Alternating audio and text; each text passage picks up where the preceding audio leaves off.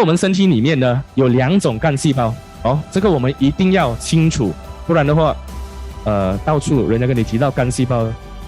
我们就一直在那边混乱，到底是哪一种干细胞？我们要记得，身体里面有2种干细胞，右边的呢就是 MSC， 左边的是 HSC， 所以我们先讲一下 HSC。HSC 呢，国语叫做血液干细胞，血液干细胞。所以血液干细胞呢，它能够修复什么？它能够修复红血球，能够修复白血球，能够修复血小板。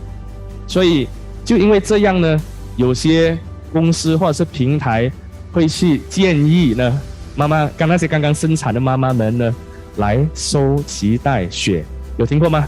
储存脐带血，为什么？因为有些人家里是有血病白血病的，当他们有白血病的时候呢，他们可以应用自己本身的脐带血呢，来制造这一个血液干细胞，来 repair 或者是生产红血球、白血球还有血小板。可是这一种干细胞呢，只能够让那个病人那个 baby 自己本身使用，他的兄弟姐妹呢只有25%的接受程度而如果我们今天是要提到，我们是要修复心脏，要修复我们的肝脏，修复我们的软骨，要抗衰老呢 wellness 这一类之类的东西呢， HSC 或者是血液干细胞是帮助不到的，它是帮助不到的。而我们真正需要的干细胞呢，就是你们所看到的 MSC 大家都要记得 MSC 会叫做间充质干细胞。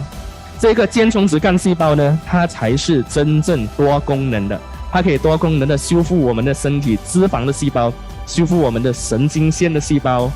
修复我们的肝脏的细胞、软骨细胞、肌肉的细胞、心脏的细胞，还有其他很多不同的细胞。所以这一个才是真正所谓抗衰老的干细胞。